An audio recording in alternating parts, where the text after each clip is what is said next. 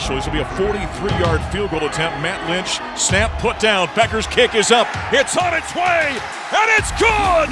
The Buffaloes, in dramatic fashion, after a night of adversity and pitfall, they come through in double overtime and knock off Oregon State 37-34, and the students rain down at Folsom Field. A W for Colorado. How about that one, Buff Nation?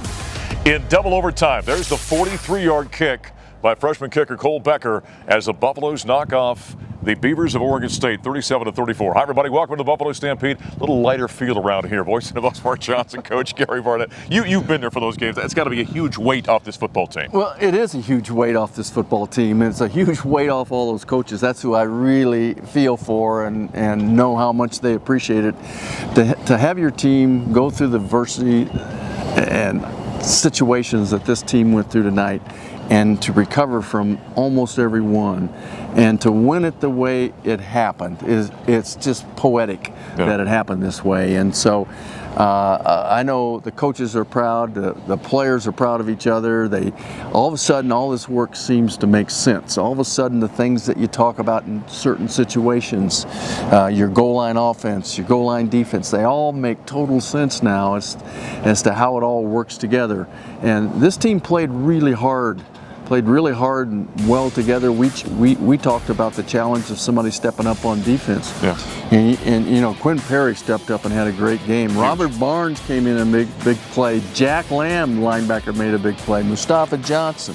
I mean, we go right down the line. How many times they even try to throw the ball on Christian Gonzalez? They couldn't do it. We have an interception, you know, by Isaiah Lewis. I mean, it's just one great play after another, all tucked into one game, and we got to call it. Yeah, we did. It was a lot of fun, believe me. A little nerve-wracking at times. Do we make too much when we talk about the galvanizing effect or a maturation effect that comes from a game like this? Does that actually happen? Do you see it when you're a coach? You'll know next week. Okay. Simple as that. Whether it's a one, you'll know. Yeah. And whether it really happened or it was an outlier. Right. But you know, you hope it does. But you know that it's going to take another week. Like I've told you before, it takes 3 dots to make in a straight line. You can't do it with just 2, and certainly not with 1. So before you know it's a trend, there's got to be 3 of them. Yeah. Well, the Buffaloes, for the second week in a row, you saw offensive improvement out there. And listen, you were an athlete. You like to golf right now. When you have some success, you build upon that. And you would think for a guy like Brendan Lewis to have 2 games back-to-back like this where he's made some plays. He had 3 passing touchdowns, 1 rushing touchdown. That's got to just add to that confidence for a quarterback. Well, between last week and this week, he has grown enormously. Yeah. And, you know, he struggled, and we talked about it, and we talked about his struggles and you know, what his flaws have been. But you know what he hadn't done? He hadn't turned the ball over. No. He doesn't make that kind of mistake. He may not be able to execute it the way that you and I hoped it would or thought it would, but he did tonight, and he did a lot of that last week, so that's growth. Buffaloes had another game. They did not turn the ball over. He's only thrown 3 picks this season. They've got 6 total turnovers on the season. When Carl Durrell came out of the locker room to talk to us on the Colorado Football Network, there was a smile on his face. You could feel the weight lifted off of him. And we heard from his post-game press conference after the Buffs' victory over the Beavers. What a ball game that was. You know, there were some really good things that happened in that game. It was something that we felt that our team grew up from a week prior. Was, you know, I felt like the offense, you know, a couple weeks ago was starting to find themselves, and we challenged them about, you know, starting faster and doing some positive things early. You know, and I felt they came out and did some really good things at the start of the game. I know the first drive was a field goal, the second drive was a touchdown. Those are things that they haven't been customary for us, you know, so far this season. So I felt that they did some really, really good things, you know, in the course of the game. Brendan Lewis continues to play well. He's getting better. You know, the skill around him's confident. You know, it was good to see that our run game had some run production today. So I felt like offensively we're really starting to hit our stride a little bit, probably for the first time this season. Well, it was head coach Carl Durrell after the Buffaloes' double overtime victory, 37-34. They knock off the Beavers of Oregon State.